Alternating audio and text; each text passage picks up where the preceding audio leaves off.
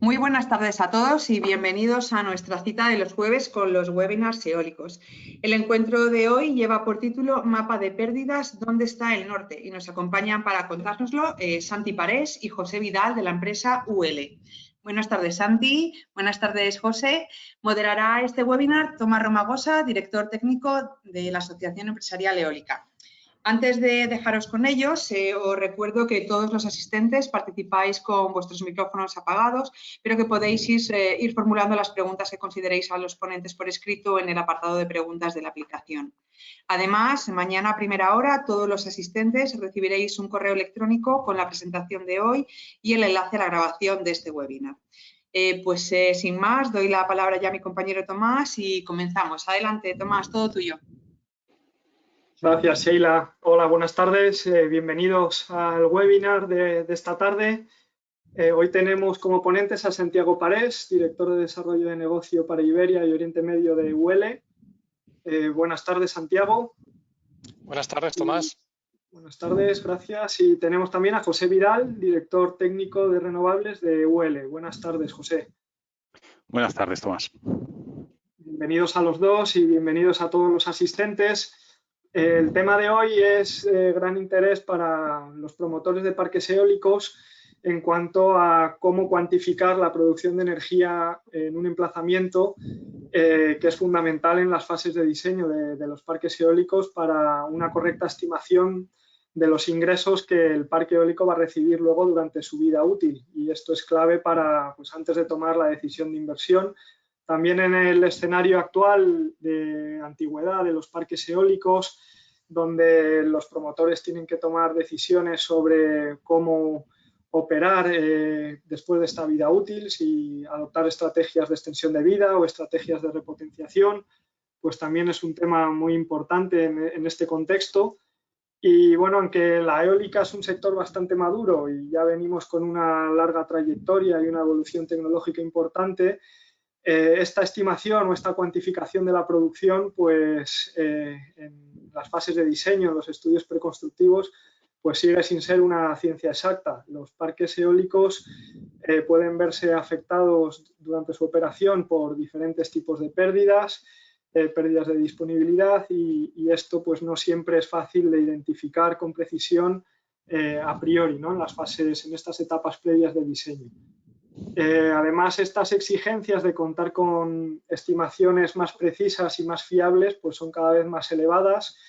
El mundo de las renovables cada vez es más competitivo, la eólica cada vez hemos ido avanzando en penetración, los emplazamientos disponibles pues cada vez estos son más ajustados en cuanto a recurso eólico y por eso pues cada vez es más importante que los ingresos puedan quedar caracterizados de la mejor manera posible en los modelos financieros y bueno, los márgenes cada vez son más ajustados. Con lo cual, pues estas estimaciones cada vez son más importantes y hoy UL nos va a explicar cómo estas pérdidas o estos estudios preconstructivos se pueden calibrar mejor mediante la realización de estudios tipo backcast o estudios retrospectivos donde se puedan calibrar estas pérdidas de producción estimadas y cómo optimizarlo. Sin más, os doy la palabra, Santiago, para que comencéis con vuestra presentación y bueno, daros las gracias por estar hoy con nosotros y adelante, cuando queráis, pues el floor is yours, como se suele decir. Gracias, Tomás, y gracias a la asociación por montar y digamos, programar estas sesiones. Me parece que son muy enriquecedoras porque al final no olvidemos que España es un hub internacional, no solamente en tecnología o industrial, sino en conocimiento. Y por lo tanto, eso nos lleva a asumir cierta responsabilidad en liderar también, no solo localmente, sino cómo mejorar el conocimiento, ¿no? Aparte de agradecer a la asociación esa iniciativa, en el título intentamos ser sugerentes, provocativos. Lo que queremos obviamente es captar la atención, tampoco lo vamos a ocultar, y hablar de un tema que puede parecer que no está muy de moda, pero en realidad lo va a estar siempre, ¿no? Porque al final tenemos que entender que la motivación cuando estamos desarrollando la generación con fuentes renovables es el generar energía. lo miramos desde distintos ángulos, pero al final lo que queremos es generar energía con fuentes renovables, ¿no? Este es el output de todos los mecanismos, todo el marco regulatorio, todo el esfuerzo inversor que se está realizando y que también pesa en los ciudadanos ahora ya como una ventaja, pero al final lo que queremos es generar energía. Por tanto, desde nuestra perspectiva, entender la energía que estamos generando o la energía que no generamos es algo que continúa siendo fundamental, ¿no? Esa comparación entre la energía que producimos y la energía que esperábamos producir, pues a lo mejor es una comparación imposible. Quizá cuando queremos comparar peras con peras, pues quizá conseguiremos comparar peras con manzanas. En cualquier caso, tenemos un conocimiento acumulado de miles y miles y miles de megavatios, globalmente hablando, con centenares de personas involucradas en nuestros departamentos de energía, históricamente hablando. Eso nos permite compartir con la audiencia de hoy un conocimiento acumulado, ¿no? Porque siempre hay que aprender. Siempre que hay que aprender, hay que hacer los learnings para acumular. Cuando vemos qué estamos obteniendo y qué habíamos estimado, qué aprendemos, cómo mejorar cuando estamos haciendo de desarrolladores, cómo mejorar lo que nosotros vamos a anticipar. Aunque luego entremos en los mecanismos de subasta que tienen más componentes, por lo menos tenemos que tener en nuestro core como desarrolladores la capacidad de anticipar lo mejor posible la energía que vamos a obtener en un emplazamiento. Y hay que entender el mapa de pérdidas, porque lo que nos va a desarrollar José en un minuto es que el mapeo de pérdidas en una planta que está en operación, cuando lo comparamos con el mapeo de pérdidas en la etapa de diseño, en la etapa preconstructiva, a lo mejor son mapas que utilizan distintas fuentes, ¿no? Esto es lo que nos desarrollada. Y antes de dar el paso a José, estamos viendo nuevas complejidades. ¿Quién no habla hoy en día de hibridación? Eólica con fotovoltaica, fotovoltaica con eólica. Proyectos completamente nuevos o proyectos existentes con componente nueva. Y si no hablamos de hibridación o hablamos también de almacenamiento. Tenemos unos marcos regulatorios que llevan al sector hacia esta dirección. Por lo tanto, tenemos ya que hacer los deberes para entender la generación en monotecnología, porque tenemos ya que incorporar el conocimiento para entender la generación cuando hibridamos o la generación cuando combinamos la hibridación con componente de storage. ¿De acuerdo? Esto es lo que España estamos ahora metidos. Somos muy creativos en España, pero tomamos el liderazgo porque somos un foco internacional en muchos aspectos, ¿no? No me extiendo más. Os recomiendo participar activamente a través del chat y escuchar atentamente a mi compañero José Vidal. José, todo tuyo. Muchas gracias, Andy, por la introducción. Muchas gracias, Tomás, y a la Asociación Eólica por la invitación. Y desde luego, muchas gracias a la audiencia por asistir a esta presentación, en la que intentaremos hablar un poco de cómo funcionan las pérdidas en los estudios preconstructivos y operacionales. Un breve sumario de lo que vamos a hablar. Empezaremos hablando de la evolución del método de estimación de producción de energía y de lo que son los estudios retrospectivos. Después pasaremos a hablar de dos conceptos bastante clave en todo este asunto, que son la energía bruta y las pérdidas en ambos tipos de estudio. Después hablaremos de los resultados del último ejercicio retrospectivo que hemos hecho para ver la aplicación real de estos conceptos y de lo que voy a explicar, y terminaremos con unas breves conclusiones. Para empezar, un par de definiciones para fijar ideas muy básicas, aunque sean probablemente bien conocidas por gran parte de la audiencia. Un estudio preconstructivo es una evaluación energética de un proyecto de parque eólico basado en datos existentes antes de su construcción, como, bueno, bastante perogrullo como su nombre indica, ¿no? Pero normalmente serán torres meteorológicas, pero también podemos tener instrumentos de medición remota como SODAR y LIDAR, o la producción real de plantas cercanas. También podría ayudarnos, aunque sea menos frecuente, para evaluar un nuevo parque. En cambio, un estudio operacional, en él se estima la energía que va a producir el parque a lo largo de su vida útil a partir de los datos de producción y operación de la planta desde su instalación. Normalmente, un estudio operacional tendrá una incertidumbre más baja que un estudio preconstructivo, porque tanto el comportamiento del emplazamiento como la respuesta de los aerogeneradores pasan de ser un conjunto de escenarios posibles, que es lo que manejamos en un preconstructivo, a la realidad de un parque que ya está operando. Sin embargo, en esta presentación no vamos a poner demasiado el foco sobre la incertidumbre, sino más bien sobre las pérdidas.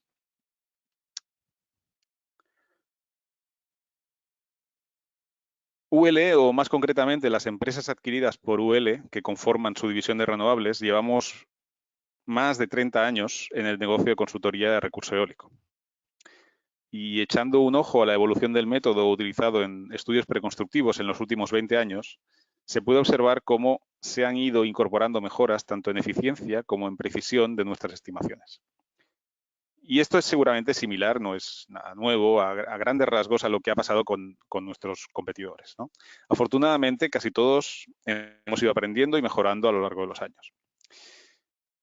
Algunos de estos cambios se traducen en el uso de herramientas o métodos más sofisticados. Un buen ejemplo de esto es la modelización de flujo de viento. Si bien hace 20 años utilizábamos WASP, como el 95% de la industria, después introdujimos la combinación de un modelo atmosférico de mesoscala como el MAS, combinado con un modelo de conservación de masa que llamábamos de microescala. Con el tiempo hemos también cambiado el modelo de mesoscala y hemos hecho que el modelo MAS pasara a ser el modelo WRF, mucho más conocido y más utilizado por todo el mundo, y hemos también utilizado reanálisis cada vez más precisos para inicializar el modelo. Empezamos con el famoso, para muchos de ustedes, de ENCE Vencar, que es un modelo de reanálisis de primera generación que estaba disponible gratuitamente y que posteriormente sustituimos por ERA Interim y que a su vez ha sido reemplazado recientemente por ERA 5, ¿no? Otro grupo de mejoras proviene de cambios en ciertas asunciones sobre los proyectos o incluso en la consideración de nuevos efectos que habían sido ignorados anteriormente por considerarse poco relevantes en el resultado final. Entre estos casos tenemos muchísimos ejemplos en la estimación de pérdidas. En los últimos 20 años, los valores por defecto o calculados de algunas pérdidas se han ido modificando de manera apreciable y el número de categorías se ha incrementado claramente. El último ejemplo, conocido seguramente por casi todos, es el efecto de bloqueo, un perfecto desconocido hace 4 años y un sospechoso habitual en el día de hoy, especialmente cuando hablamos de parques grandes. Ahora bien, ¿cómo y cuándo decidimos cambiar algún elemento del método? Si los cambios son pequeños, se pueden introducir tras una validación de los mismos y de manera, digamos, más discrecional. Pero cuando los cambios son más grandes, estos cambios más grandes se realizan tras un estudio retrospectivo o, como llamamos, backcast study. Por un estudio retrospectivo nos referimos al proceso de verificación de los métodos de estimación energética frente al rendimiento real de la planta. Para realizar esa verificación, se evalúan proyectos donde disponemos de los datos necesarios para realizar un estudio preconstructivo y operacional. De la comparación de una muestra suficientemente grande de proyectos, se puede calibrar cuál es el error de nuestras estimaciones, la fuente de las discrepancias y si algún elemento necesita algún ajuste. En los sucesivos estudios ha sido especialmente importante por su impacto el ajuste de las pérdidas, como vamos a ver a continuación.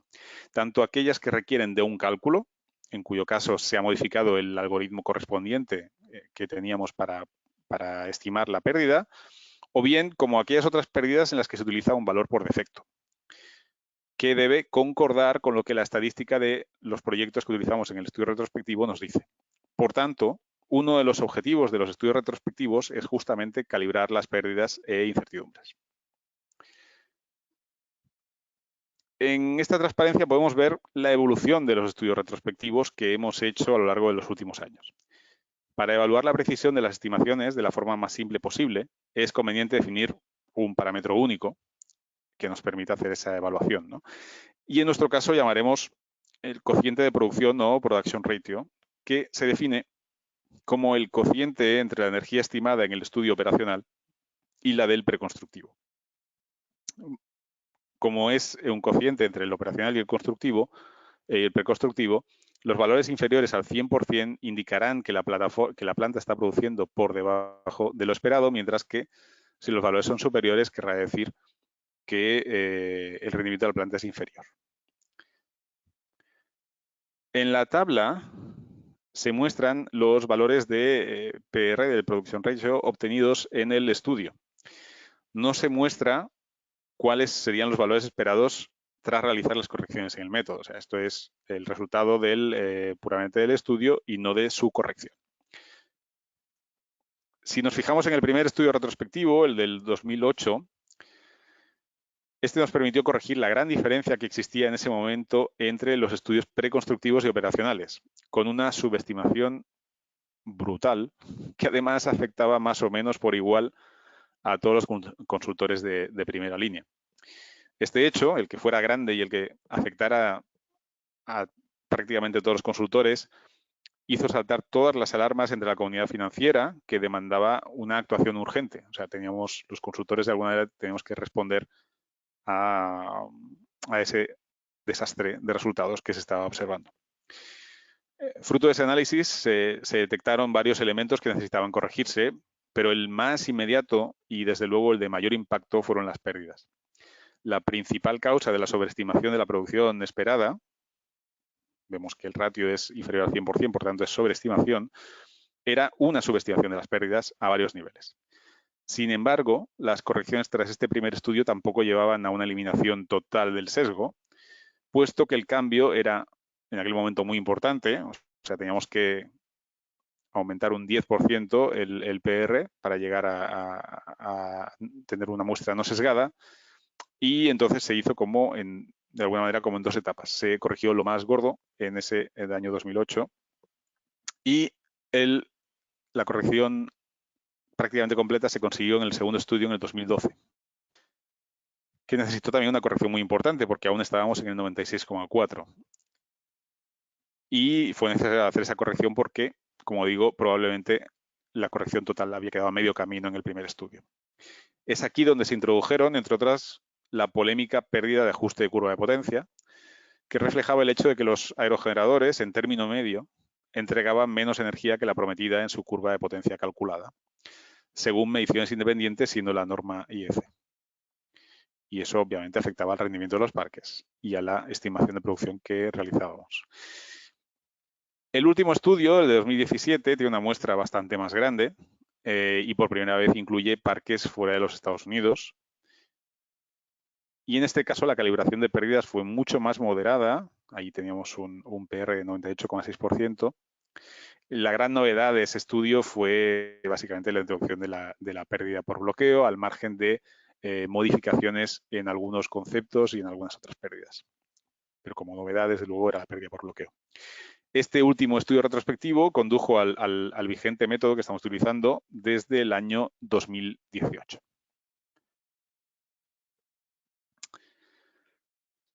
Bueno, y aquí no sé si la audiencia tiene la misma perspectiva que yo tengo, pero en los últimos años la tendencia que uno siente en casi todos los órdenes de la vida es hacerlo todo muy rápido y tener muy poquito tiempo para reflexionar y para profundizar. Entonces, los consultores somos conscientes de que muy poca gente se está leyendo nuestros sesudos informes y en muchos casos nuestros clientes apenas pueden leerse o, bueno, apenas se leen el resumen ejecutivo porque es al final lo que parece que más les va a interesar, ¿no? Sobre todo desde un punto de vista financiero. Ahora bien, ¿sabemos realmente entender un resumen ejecutivo de un estudio preconstructivo y de uno operacional? ¿Contienen los dos la misma información? Pues vamos a intentar verlo. En primer lugar, vamos a relacionar tres elementos que aparecen en las tablas del resumen, ¿vale? Estos elementos que estoy mostrando aparecen en todas. Normalmente hay más elementos, hay el número de aerogeneradores, el modelo de los mismos, en un preconstructivo estará la velocidad, habrá los datos de incertidumbre, pero estos cuatro factores que aparecen aquí, producción anual bruta, pérdidas, producción anual neta e incertidumbre, estarán siempre. Y vamos a intentar relacionar los tres primeros, ¿vale? De manera muy sencilla, que es mediante su definición. Definiremos la energía neta como la energía bruta menos las pérdidas, ¿vale? Muy sencillo. Pero ¿Cómo son esas magnitudes en ambos informes, en un preconstructivo y en un operacional? Imaginemos que de una misma planta tuviéramos un estudio preconstructivo y uno operacional y que el resultado fuera exacto. Claro, no vamos a tener en cuenta ahora los errores que puedan tener. Si el resultado fuera exacto, ¿qué esperamos de la energía neta? Pues de la energía neta esperamos básicamente que sea igual en el preconstructivo y en el operacional. ¿Vale? Esta es la base, digamos, de todo el asunto. Esperamos que la producción, lo que nos dicen que es la producción a largo plazo, lo que va a salir en el contador y por lo que vamos a recibir nuestros ingresos, va a ser igual en un estudio y en el otro. Y esto es lo que cabe esperar. ¿Vale? Pero, ¿qué sucede con la incertidumbre? Bueno, hemos dicho al principio que normalmente un operacional va a tener una incertidumbre más baja, ¿vale? Y un preconstructivo una incertidumbre superior, ¿de acuerdo? Bueno, ¿y qué pasa con la producción bruta? Pues la producción bruta normalmente va a ser superior en el preconstructivo que en el operacional, ¿vale? Y esto a lo mejor no toda la audiencia lo está esperando. Las producciones brutas entre un preconstructivo y un operacional no se pueden comparar. O sí se pueden comparar sabiendo cómo compararlas, que es lo que vamos a intentar explicar. Asimismo, las pérdidas les pasa un poco lo mismo. Como hemos dicho que la producción neta es la bruta menos las pérdidas, si la bruta en el preconstructivo es superior, pues la única manera de que cuadre es que las pérdidas también en general normalmente sean superiores. Y he puesto 3 asteriscos tanto en la bruta como en las pérdidas porque esta sería la tendencia, digamos, normal. Pero si la operación del parque tiene algún problema y en particular la disponibilidad es baja, podría suceder que no fuera así. ¿De acuerdo?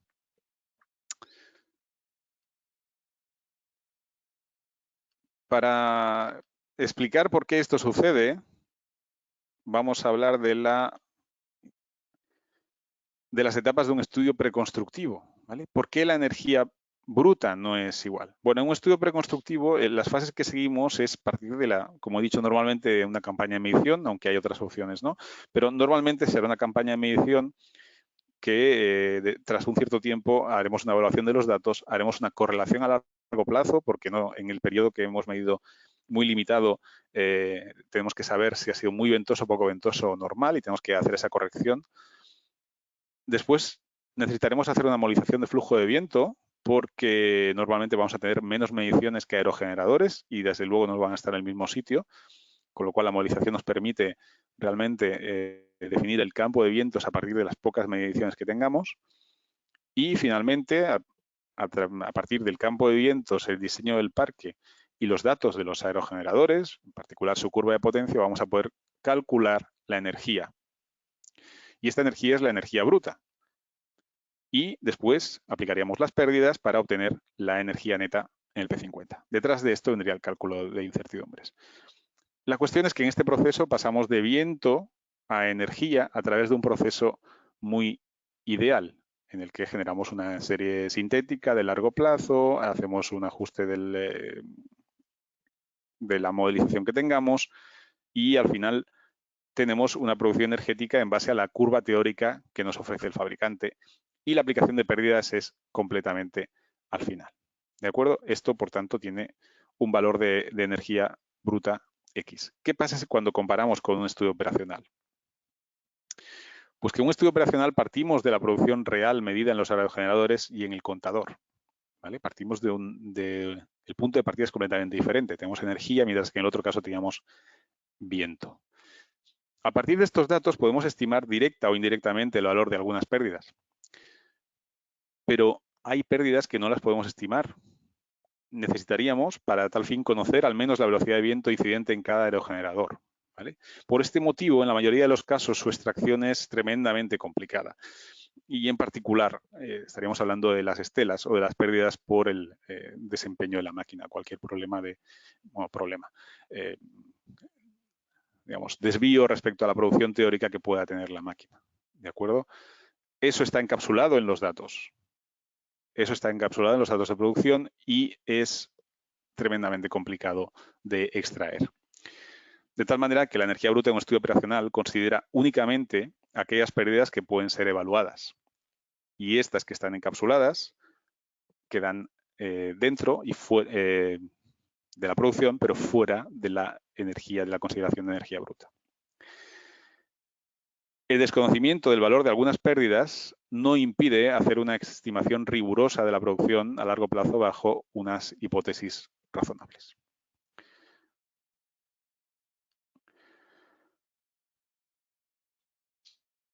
Si vamos al detalle, esta es la lista de pérdidas de un estudio preconstructivo. Dentro de los, digamos, 6 grupos, 6 categorías principales, pues tenemos diferentes subcategorías que nos permiten ir definiendo. Esta es nuestra clasificación. Otros consultores tienen clasificaciones ligeramente diferentes y actualmente, como muchos de ustedes sabrán, hay una iniciativa para crear una norma que las unifique.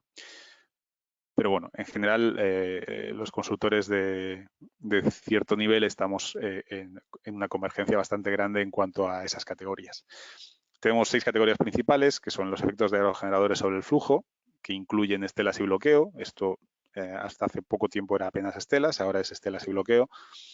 Todas las pérdidas ligadas a disponibilidad, las pérdidas eléctricas, rendimiento de aerogeneradores, pérdidas ambientales y todas las estrategias de control de parque, los famosos curtailment de diferente tipo, ¿no? ¿Qué pérdidas consideramos en un estudio operacional? Bueno, la lista es un poco más corta. Tenemos la eficiencia eléctrica, tenemos una degradación de palas y tenemos la disponibilidad. Solo estas 3. ¿Vale? Entonces, ¿cómo casa una cosa con la otra? Ya está claro que no podemos comparar una cosa con la otra. Pero la cuestión se agrava un poco más cuando pensamos que además no todas responden a lo mismo. Es decir, a pesar de que los nombres sean iguales, no están reflejando la misma realidad porque se están mirando desde perspectivas diferentes. Y voy ahora al detalle para que se entenderá mejor. Cuando hablamos de pérdidas eléctricas, en este caso contemplamos los mismos conceptos en estudios preconstructivos y operacionales. Es decir, la eficiencia eléctrica, que mide de alguna manera la energía que perdemos entre la salida del aerogenerador y el punto de conexión, es el mismo concepto para un estudio preconstructivo que para uno operacional y, por tanto, deberían, si el cálculo está bien hecho, si está bien estimado, deberían coincidir. Lo mismo con el consumo energético del paquete para climas extremos. Esto no está en todos los parques, pero en parques que estén afectados por altas o bajas temperaturas se puede instalar un paquete que tiene un coste y que tiene un consumo y que puede hacer que el rango de temperaturas en las que la máquina puede operar se extienda. Bueno, este consumo se puede medir porque es el consumo de un aparato eléctrico y ese consumo, por supuesto, tiene que ser igual en la preconstrucción y en la operación. Hay obviamente hay más incertidumbre en la estimación de este consumo en un preconstructivo que en un operacional, pero reflejan el mismo concepto y eso es, digamos, lo que quiero manifestar y destacar aquí. Sin embargo, la degradación de palas, aunque la tenemos en ambos casos, no expresa la misma cuestión, ¿vale? La pérdida por degradación de palas en un estudio operacional es inferior a la degradación de palas en un preconstructivo. ¿Por qué? Pues básicamente porque lo que se refleja en el operacional es la degradación adicional en el resto de vida útil del parque. Si nosotros hacemos un operacional después de 2 años de operación del parque, esa pala ya se ha degradado, esa pala ya ha experimentado una pérdida. Entonces, vamos a evaluar la producción del parque en esos 2 años conforme a la pérdida que ya ha tenido. Cuando queramos estimar la degradación de la pala en el futuro, lo que haremos será añadirle la parte que necesite, pero no ponerle todo lo que habíamos incluido en el estudio preconstructivo. Finalmente, la disponibilidad, y esta es el paquete más gordo. ¿Por qué? Porque aquí además la disponibilidad no tiene una definición única. podemos utilizar la definición de que la disponibilidad es la capacidad de que algo o alguien esté cuando se le necesita, ¿no? Pero hay dos visiones diferentes de la disponibilidad en eólica. Por un lado tenemos la disponibilidad operativa o real, que es la fracción de un periodo determinado en el cual la máquina está produciendo. Y por otro lado tenemos la técnica o contractual, que refleja la fracción de un periodo determinado en el cual la máquina está operando de acuerdo a las especificaciones, ¿vale? La segunda es la que normalmente está detallada en las garantías del fabricante y es en la que se ofrece en los informes mensuales y que responde a una necesidad que es a delimitar, pues eso, al final las responsabilidades del operador del parque con respecto al funcionamiento de la máquina, pero a la hora de estimar la energía, la que nos interesa es la disponibilidad operativa. La disponibilidad operativa, existen normas para medirla, pero al final, bueno, marcadas por las normas IEC 61426, 1, 2 y 3. La operativa debe seguir estrictamente la norma, pero, como digo, la disponibilidad puede tener diferentes definiciones dependiendo de quién, del interés en cada momento, ¿no? A efectos de cálculo de energía, lo interesante es, como digo, la operativa. ¿Cómo se calcula? Pues para ello se categorizan los diferentes estatus operativos de la turbina en niveles y cada registro escada puede clasificarse como perteneciente a un estado operativo de un determinado nivel. Y los niveles, al final, podemos decir que son disponibles o no disponibles. ¿Vale? Según una definición bastante simple, que la disponibilidad será 1 menos la indisponibilidad y será el número de registros disponibles dividido entre el número de registros disponibles más indisponibles. Fijaros que pone disponibles e indisponibles y no registros totales, porque en la definición de disponibilidad operativa se descartan aquellos registros que no existen, ¿de acuerdo? Si hay pérdida de información, esos registros no cuentan, no computan a efectos de disponibilidad. ¿Por qué? Pues porque simplemente no sabemos lo que ha pasado, no sabemos cómo estaba la máquina, con lo cual ignoramos esos registros. Bueno, en principio, para el estudio operacional, contaríamos que la disponibilidad va a incluir las categorías de disponibilidad del preconstructivo. Y es cierto, sí que es así. Pero no solo esas. De hecho, en la disponibilidad del operacional tenemos que contar con otros elementos. Por ejemplo, la histéresis de control de vientos fuertes en un preconstructivo forma parte de la pérdida, o al menos en nuestra clasificación de rendimiento de aerogeneradores. Sin embargo, según la norma IEC, eso forma parte de la disponibilidad. Las pérdidas por hielo, similarmente, para nosotros es una pérdida, para un preconstructivo es una pérdida ambiental, pero para un estudio operacional debe estar contabilizada dentro de la disponibilidad. Lo mismo con el resto de elementos que están marcados en rojo, la parada de aerogeneradores por altas y bajas temperaturas, pérdidas por acceso al emplazamiento, por falta de acceso básicamente, rayos en tormentas o bien todos los curtailments. Todos los curtailments forman parte de falta de disponibilidad. Las máquinas se paran y por tanto no están disponibles. Sin embargo, en el preconstructivo consideramos de manera diferente la disponibilidad, digamos, convencional de la debida curtailment, ¿vale? Por tanto, la palabra disponibilidad tiene significados diferentes dependiendo del contexto y en particular en un preconstructivo y en un operacional. En particular, en concreto, la disponibilidad operativa es mucho más amplia que la disponibilidad considerada en el estudio preconstructivo y, por tanto, la pérdida esperable es mayor si hablamos de disponibilidad, ya digo, estrictamente operativa. Si utilizamos disponibilidad técnica, dependiendo de la definición exacta que utilicemos, pues puede darse el caso de que no sea así y no se cumpla que sea mayor, ¿vale? Intentando ponerlo todo en conjunto, tenemos un sumario de pérdidas en el que he puesto en diferentes colores, ¿no? La eficiencia eléctrica, por un lado, el color verde, o las pérdidas eléctricas en general, que como hemos visto son iguales, ¿vale? En un preconstructivo y en un operacional. La degradación de palas, que será inferior en un operacional, ¿vale? La disponibilidad que normalmente, sobre todo la disponibilidad operacional, tendrá que ser superior, la pérdida por disponibilidad, en un operacional que en un preconstructivo. Y finalmente tenemos en negro esas pérdidas que no han quedado en ninguna de las clasificaciones, en ninguna de las pérdidas de un operacional, que son las pérdidas integradas en la energía bruta. ¿De acuerdo? Y como he dicho, son básicamente estelas y las pérdidas asociadas al desempeño de la máquina.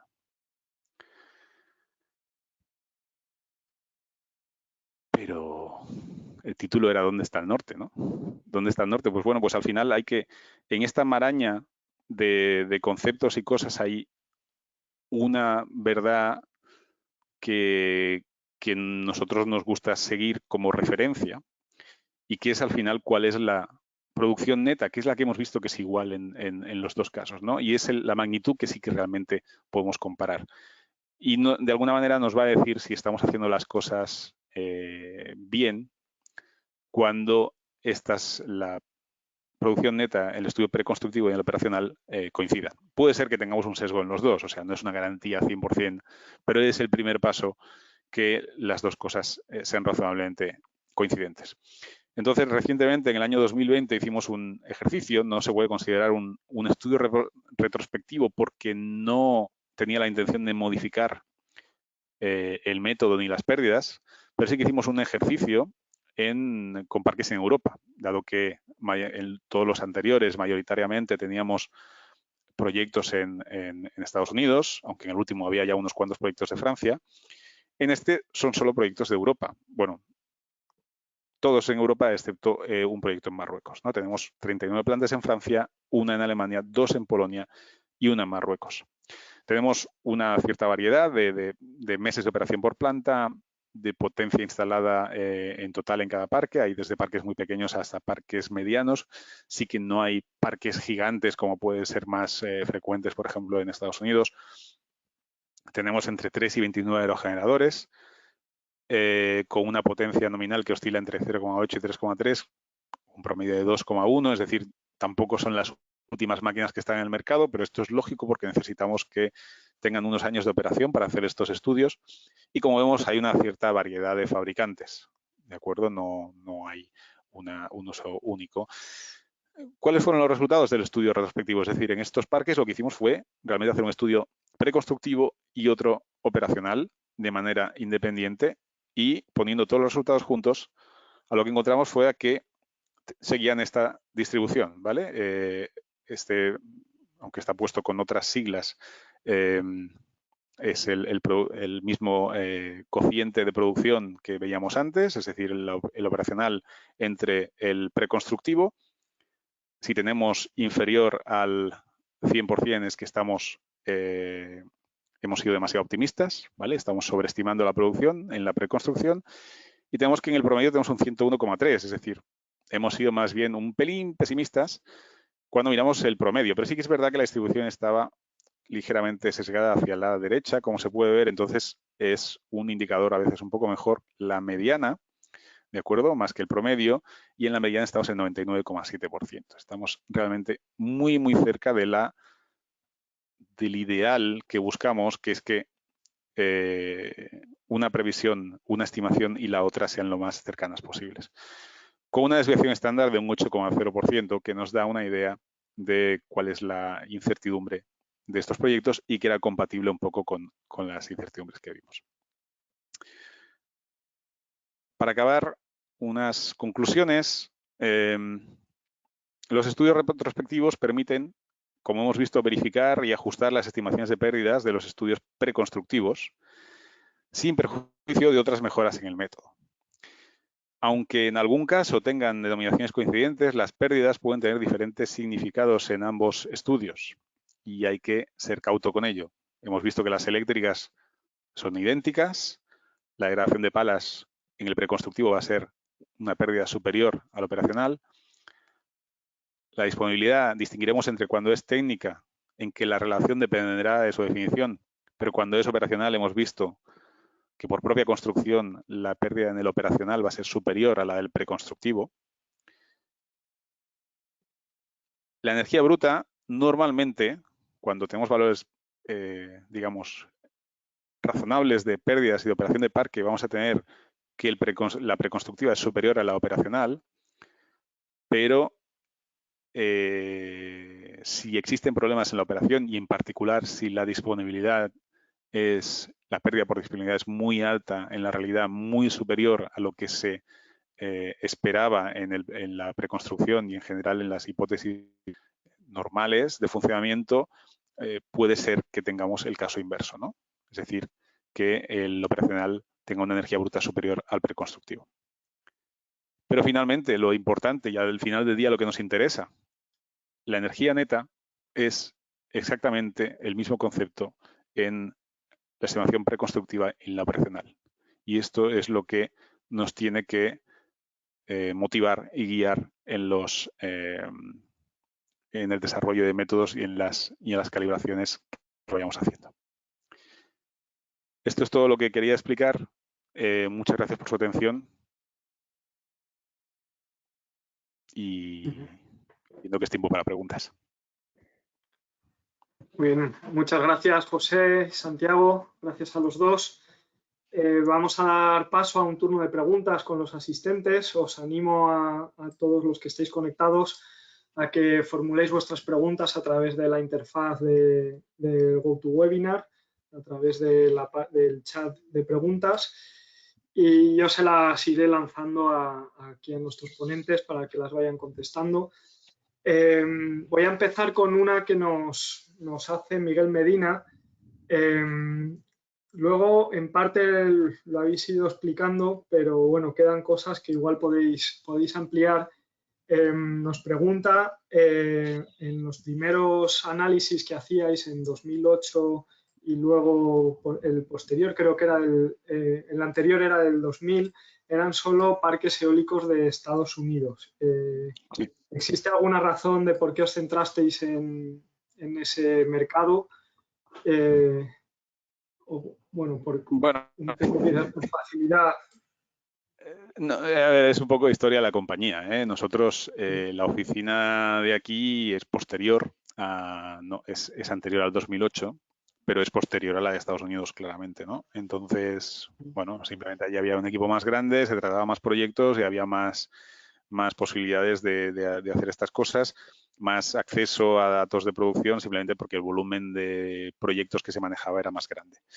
De todas maneras, fijaros que inicialmente es una muestra muy modesta. En el 2008 hablamos de 11 parques apenas, ¿vale? En ese momento también los datos de producción no tenían tenían la misma relevancia que ahora, pero no se les daba esa relevancia. Entonces, no era tan sencillo conseguirlo y bueno, simplemente es una cuestión de facilidad de acceso a los datos, ¿de acuerdo?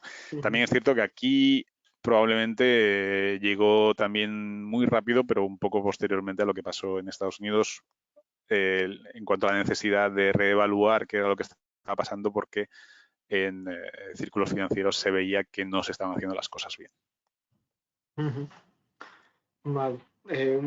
También nos comenta la misma persona, al hilo de de la primera pregunta, de que bueno, existe un estudio de NREL en el que parece indicar que el mantenimiento de los parques en Estados Unidos pues no se realizaba de la mejor manera posible, sobre todo durante los 10 primeros años, por intentar apurar la producción lo máximo posible y poder cobrar la prima que estaba disponible, ¿no? Y pregunta si ese tipo de estrategias de los promotores puede afectar a los resultados o las desviaciones en el PR que mostrabais antes. Sí, a ver, desde luego, como se ve incluso en la última gráfica, ¿no? Los consultores, todos en general, lo hacemos lo mejor posible, pero desde luego hay una variedad muy grande de resultados dependiendo de la operación. O sea, hay una parte de la variabilidad que se ve en los resultados que depende de tal cual no sé, de incertidumbres en las estimaciones, en cómo lo hacemos, en el método que utilizamos y en que seguramente no se puede hacer más por nuestra parte, ¿no? Pero hay otra componente que es que al final un parque en operación, pues se comporta, no diré como un ser vivo, pero sí que tiene un comportamiento independiente de los demás, ¿de acuerdo? Depende cómo se cuide, depende cómo se maneje, depende de los intereses que tenga el operador en aquel momento. Eso va a influir innegablemente, ¿no? El cuidado que tenga. Tenemos una población variopinta de operadores de sistema. Hay operadores que quieren quedarse en el parque para siempre, hay operadores que están con vocación de estar temporalmente e intentar venderlo. En Estados Unidos, por ejemplo, hay un condicionante muy grande en cómo funcionan los PTCs, las primas, que hacen que bueno, pues haya un perfil inversor que le interesa estar en el parque solo los 10 primeros años, que son los que le dan beneficio en la prima, y después que, digamos, cargarle o sea, ellos su beneficio ya lo tienen hecho con eso, con lo cual después a lo mejor no les interesa operar el parque. Y eso condiciona un poco la manera de hacerlo. También hemos visto como, no sé, como experiencia ya extrema, hemos visto casos en los que hay una venta de un parque que se produce prácticamente al mismo tiempo que se inicia la operación, y se llega a un acuerdo en el que el precio viene determinado por un precio base más un exceso de efecto que se pagará al cabo de 2 años dependiendo de los resultados reales de producción del parque, ¿vale? Lo que se conoce como earn-out, los procesos de earn-out en los que se llega a esos acuerdos y en los que hay que hacer una evaluación después independiente de cómo está funcionando el parque. Bueno, pues claro, es crítico quién va a operar el parque, si el que lo está vendiendo o el que se lo va a quedar, porque al final cada uno tiene intereses diferentes. A lo mejor el que se lo va a quedar puede sacrificar un poco de su producción para pagar un precio más bajo, mientras que el que lo está vendiendo, al final, como no va a responder de él, le puede interesar o le puede preocupar menos meterle mucha más carga de la que pueda aguantar, ¿no? Problema que se va a ver al final a lo largo de la vida útil, en una disminución de esa vida útil o en mayores problemas de operación y mantenimiento en el futuro, ¿de acuerdo? Entonces, todo eso juega y todo eso está ahí. Nosotros en los estudios de este tipo intentamos aislar esos factores, pero muchos de ellos son inherentes a los datos y entonces por eso no podemos hacer más que el promedio coincida y que las incertidumbres estén dentro de lo esperado, ¿vale? Pero no podemos afinar todos los estudios preconstructivos al 100%. Vale, gracias. Vamos con la siguiente pregunta. Alfonso Elizalde pregunta que en qué rango se encuentran las pérdidas por rendimiento de la máquina. ¿Podéis daros unas estimaciones? Él menciona pues las pérdidas por non-compliance, las condiciones fuera de rangos, las operacionales de perfil, turbulencia, inflow. Vale, bueno, a ver, un poco de memoria, porque esto es de los atracos esperables. A ver, la operación subóptima, nosotros, por ejemplo, el valor por defecto que estamos utilizando es 1,5%, pero esta pérdida puede ser, y esto aquí cada consultor va a hacer lo que crea, pero en función de lo que nosotros vemos, nosotros aplicamos un 1,5% como valor por defecto, pero este valor se puede modificar, básicamente reducir, en caso de que el desarrollador o bueno, el cliente en general nos aporte información sobre la operación que nos permita, digamos, creernos que se va a prestar especial atención a que no haya desfases grandes. Por ejemplo, vigilar que no haya desviaciones en las orientaciones de la máquina, cómo se va a vigilar que los sistemas de pitch funcionen bien.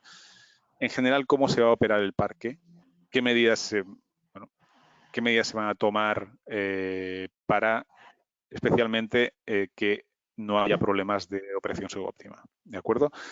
No, la especificación que nosotros le pedimos a los clientes no es muy detallada. ¿Por qué? Pues porque al final si yo te digo que me hagas, yo quiero que hagas esto, esto y esto, probablemente me dirás que sí, que te lo voy a hacer todo, pero luego ya veremos, luego ya nos lo encontraremos, ¿no? Entonces, de lo que se trata aquí es de no dar más explicaciones que esto que estoy diciendo, ¿no? Queremos ver cómo va a operar el parque y nosotros, en función de las medidas que se tomen, pues podemos reducir cierta parte de esta pérdida. El ajuste de curva de potencia, esto viene marcado por las mediciones de curva según la norma IEC, ¿vale? Entonces, para máquinas en las que se han hecho varias mediciones de curva de potencia en condiciones de recurso eólico similar al emplazamiento utilizado, pues utilizamos esas mediciones para ver cuál es la pérdida. ¿De acuerdo? Esa pérdida está calibrada en unos sitios donde se ha realizado la medición y después se aplica al recurso eólico concreto del lugar para tener la pérdida final.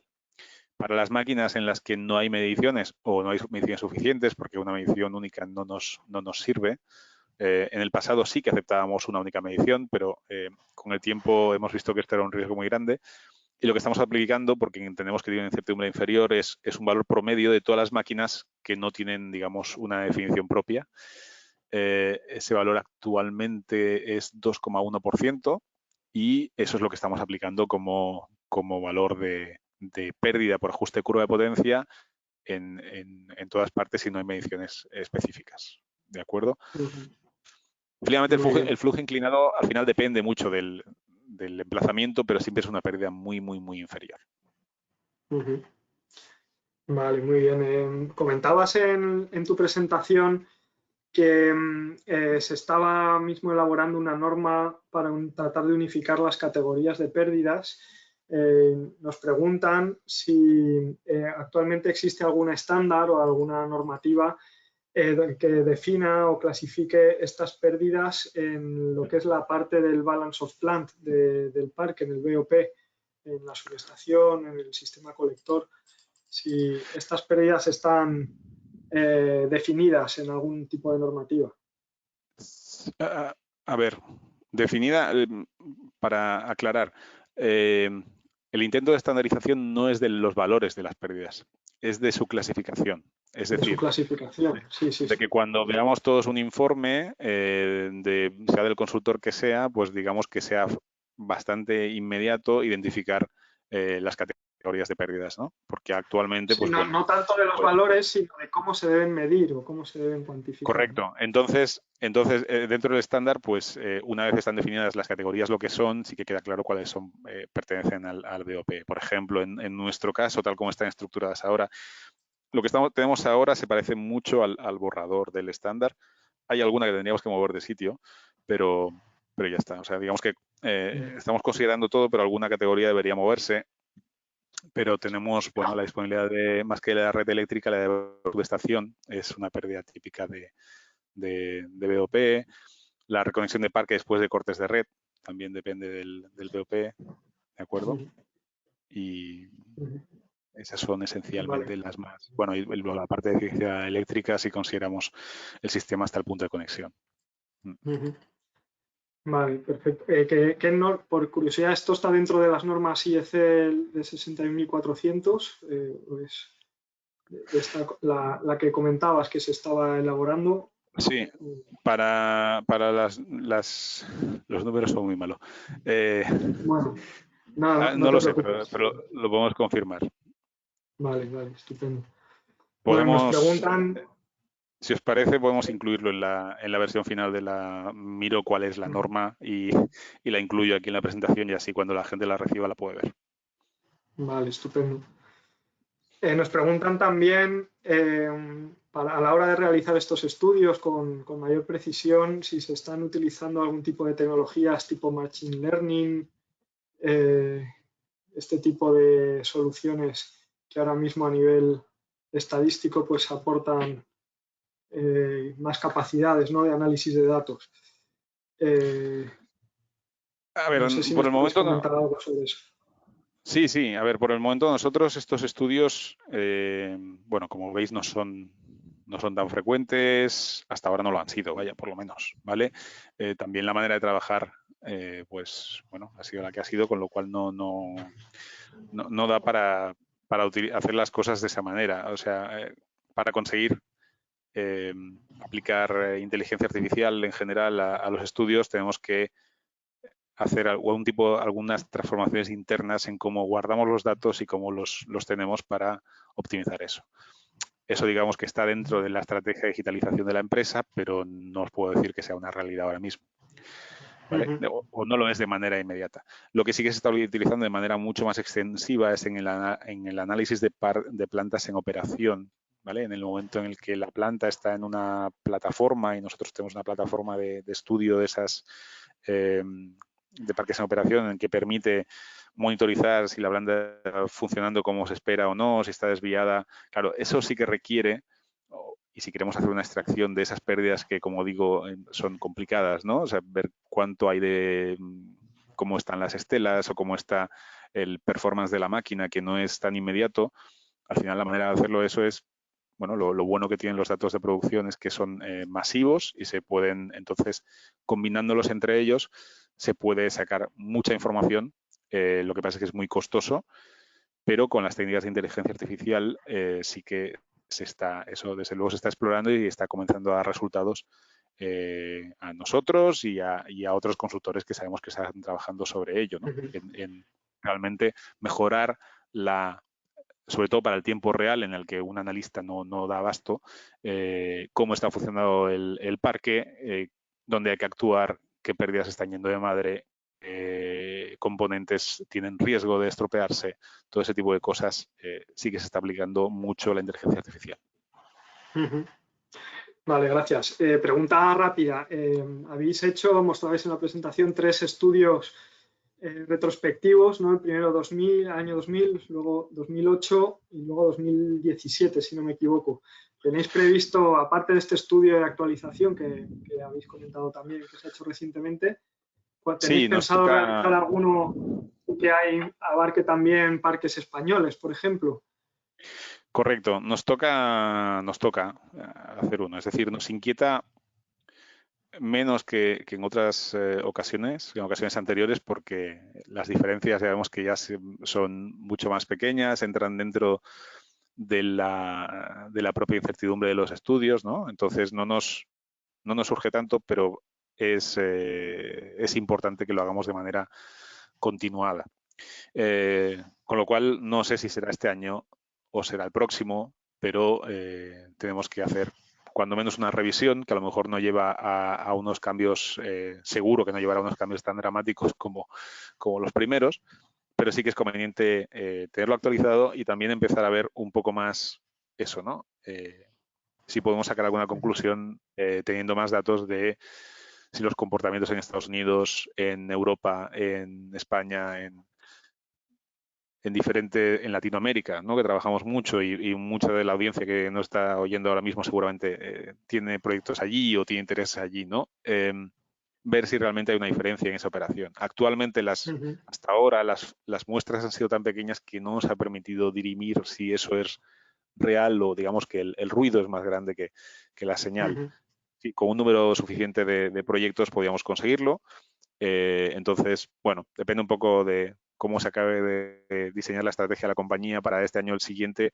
Veremos en qué momento es el ideal y cómo además esto solapa con un poco nuestra transformación digital en la que estamos trabajando, ¿no? Si es conveniente hacerlo ahora o esperar un poco a tener las herramientas ya mucho más afiladas que nos permitan a lo mejor un tratamiento mucho más masivo con muchos más parques.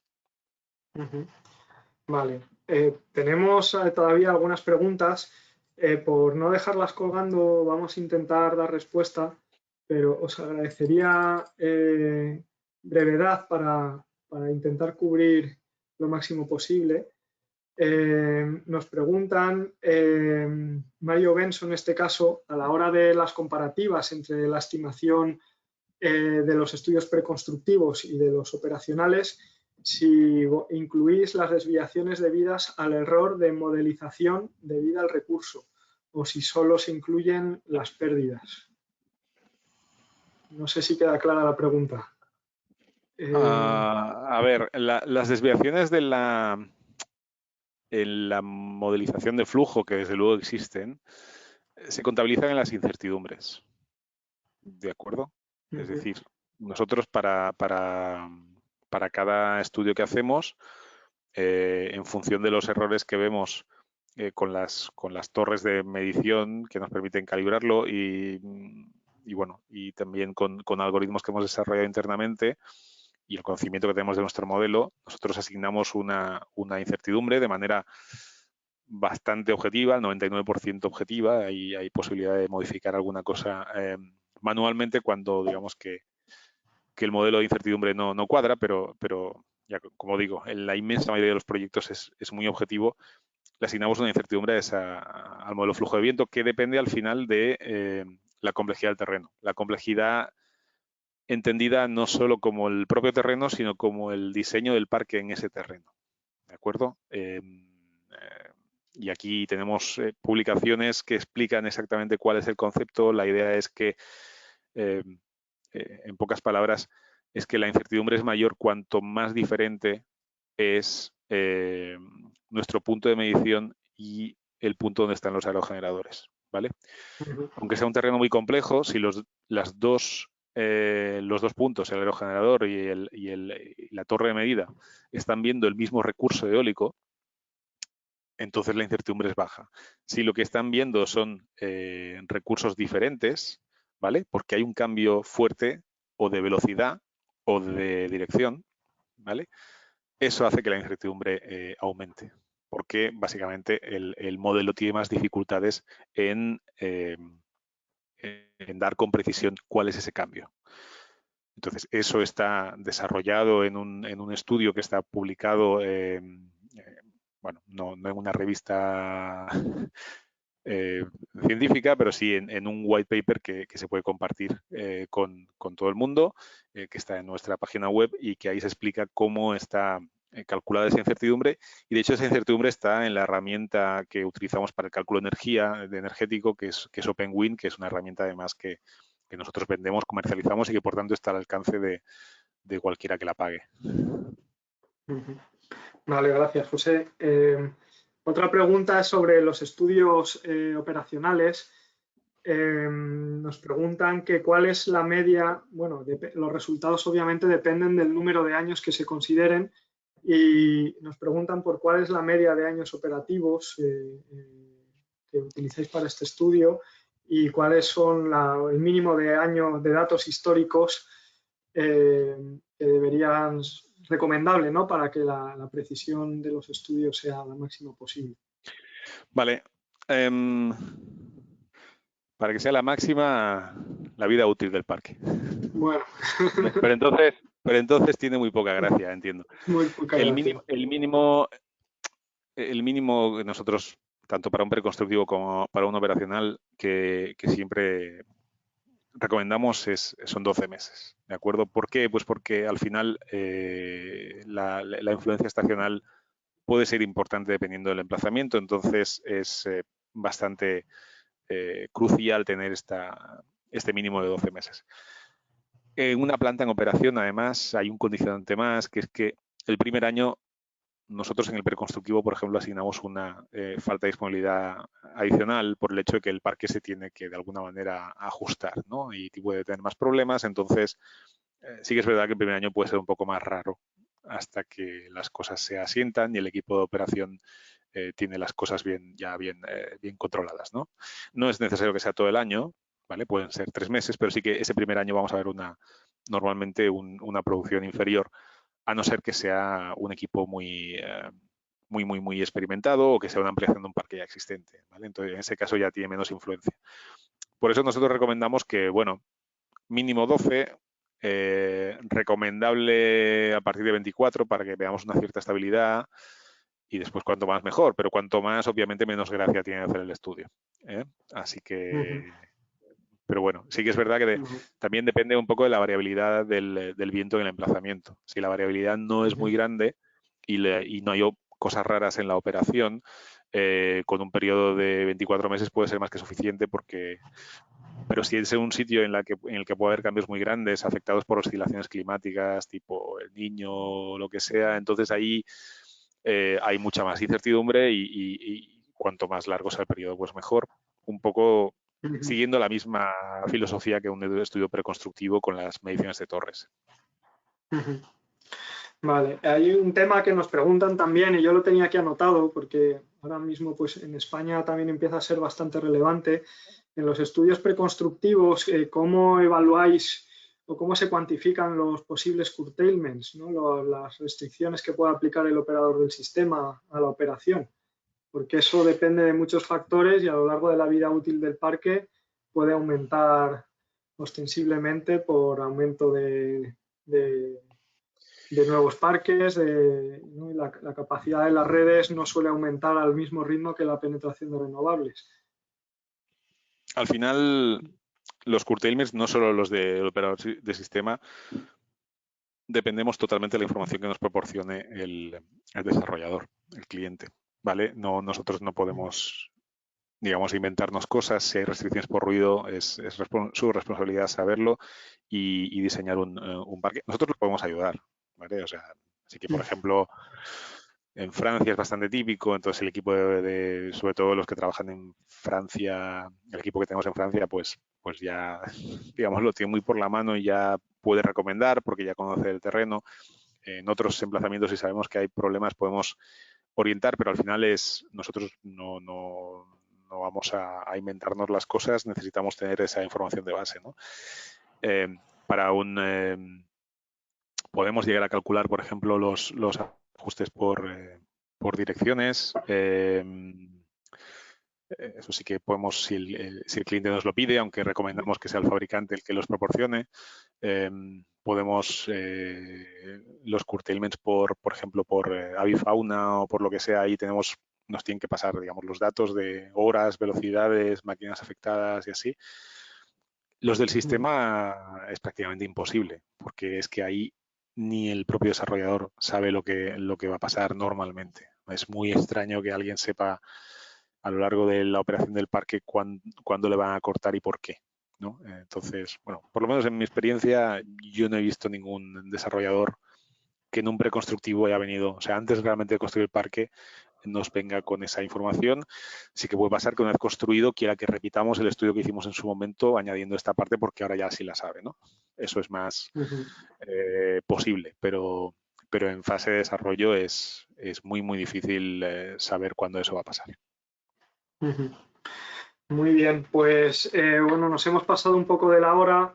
Todavía quedan algunas preguntas pendientes, pero vamos a tratar de darles respuesta por escrito con posterioridad al webinar para no demorarnos más. Y bueno, por mi parte lo vamos a dejar aquí. Muchas gracias, José y Santiago, por vuestra presentación. Muchos asistentes ahora nos iban felicitando por la claridad y lo interesante de vuestra exposición. Y bueno, muchas gracias por estar hoy con nosotros. También gracias a todos los asistentes por compartir con nosotros esta hora y 10 en las que hemos podido exponer estos temas tan interesantes. Y nos emplazamos a los próximos webinars de la asociación, que como sabéis los vamos celebrando periódicamente, cada 2 semanas, todos los jueves a esta hora. Y bueno, muchas gracias a todos los asistentes. Os enviaremos la presentación y la grabación del webinar que estará disponible. Y bueno, pues por mi parte nada más. Un abrazo para todos. Cuidaros y nos vemos en los próximos webinars de la asociación. Un saludo. Muchas gracias, Tomás. Un saludo a todos. Chao, chao. Gracias.